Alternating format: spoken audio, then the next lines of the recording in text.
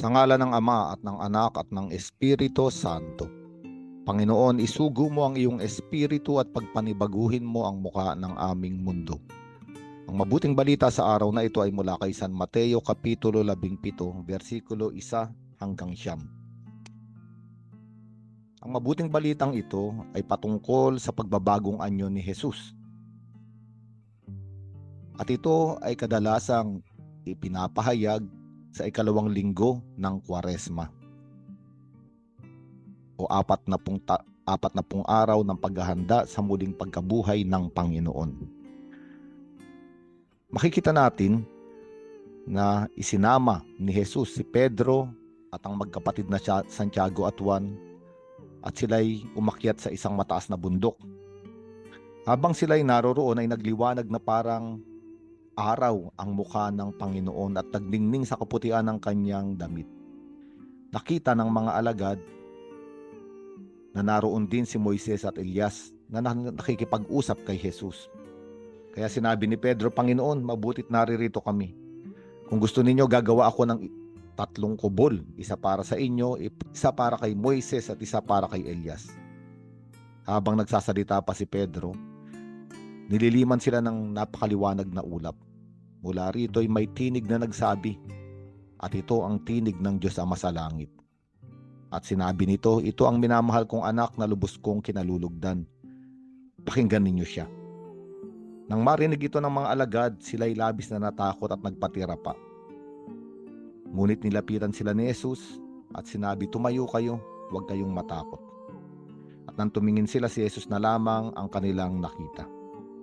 Habang sila'y bumababa sa bundok, iniutos sa kanila ni Jesus, huwag ninyong sasabihin kanino man ang inyong nasaksihan hanggat hindi muling nabubuhay ang anak ng tao. Ang konteksto ng mabuting balitang ito ay nasa unang mga bahagi bago ang 17 kabanata ng Ebanghelyo ni San Mateo. Sapagkat bago nito ay ipinahayag ni Jesucristo ang tungkol sa kanyang kamatayan, na siya ay pupunta sa Jerusalem at doon siya ay pahihirapan ng mga pinuno ng bayan, ng mga punong relihiyoso. Siya ay mamamatay at siya ay ililibing. At pagkatapos noon, sa 3 araw, siya ay muling mabubuhay.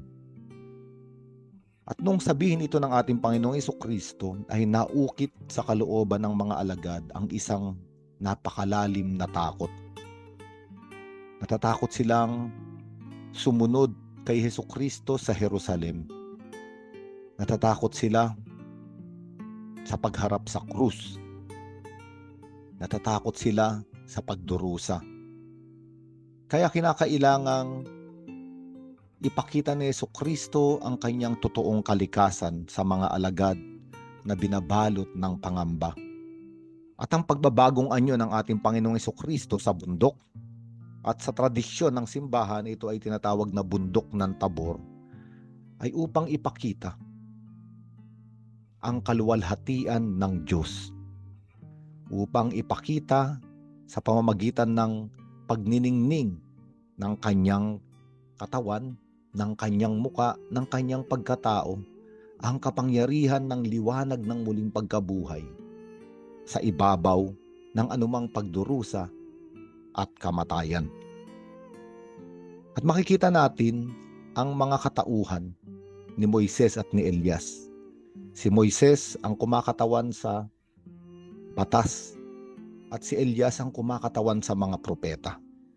Ang ibig sabihin, ang pagpunta o pagtungo ng ating Panginoong Jesucristo sa Jerusalem ay para ganapin ang sinasabi ng batas at ng mga propeta, na kailangang pumasok sa pagdurusa ng Mesiyas at gapiin ang kamatayan upang sa kanyang muling pagkabuhay ay ialay niya sa sangkatauhan ang buhay ng Diyos, ang buhay na iniaalay ng kalangitan.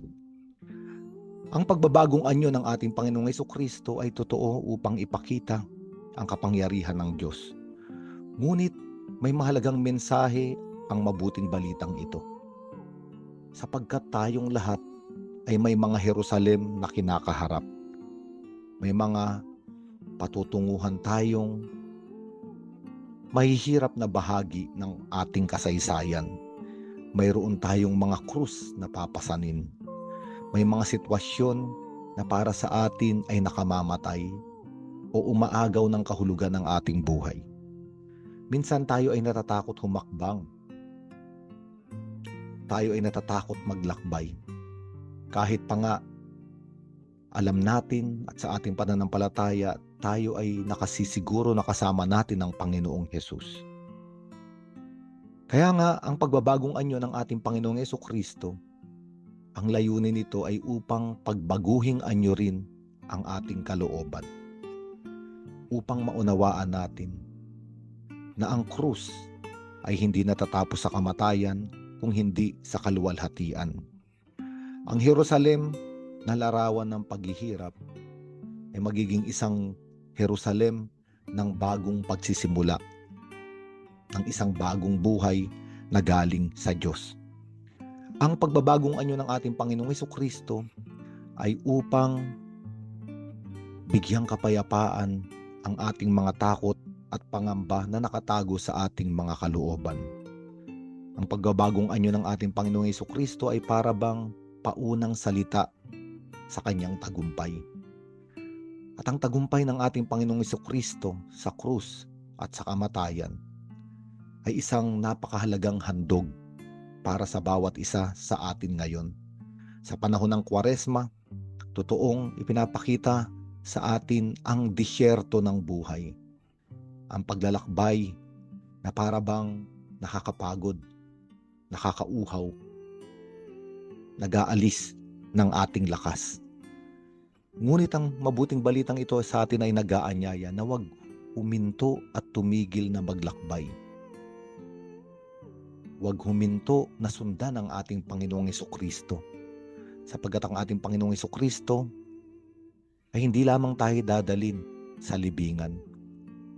Nais tayong dalhin ni Jesucristo sa isang karanasan na napagtugampayan niya ang kamatayan at nabuksan ang libingan. At sa araw na ito, tayo ngayon ay pinapatikim ng ating hinihintay sa panahon ng Kwaresma, ang Kapaskuhan ng muling pagkabuhay. Kaya nga sa araw na ito, maaari nating harapin ang ating kasaysayan. Harapin ang ating paglalakbay sa buhay na ito na may isang layunin. At ang layunin na ito ay may kasamang kasiguruhan na anumang pagsubok, krus na daraan sa ating buhay, hindi sila ang huling salita. Ang huling salita ay ang muling pagkabuhay. Kaya nga sinabi ng Diyos Ama sa mabuting balitang ito, naririto ang aking anak na lubos kong kinalulugdan. Inyo siyang pakinggan. Ibig sabihin, ang Ama ay nalulugod, ang Ama ay nagagalak sa pagpasok ni Jesucristo sa krus, sa paglalakbay niya papuntang Jerusalem. Ngunit higit sa lahat, ang Diyos at ang kalangitan ay nagagalak sa tagumpay ng pag-ibig ng Diyos sa ibabaw ng kasalanan at kamatayan.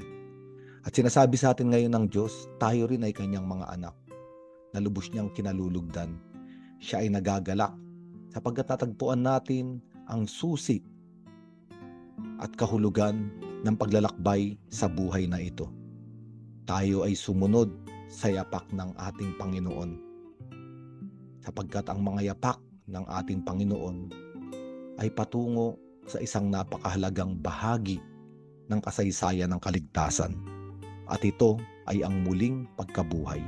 Sa araw na ito, muling binibigyan ng kahulugan kung bakit tayo gumising sa umaga. Sa araw na ito, muling binibigyan tayo ng lakas na magsimulang muli. At sa araw na ito, muling ipinapakita sa atin ng malinaw ang layunin ng ating pananampalataya, ng ating binyag, at ng ating pagiging mga tagasunod ng ating Panginoon. Sa ngalan ng Ama at ng Anak at ng Espiritu Santo.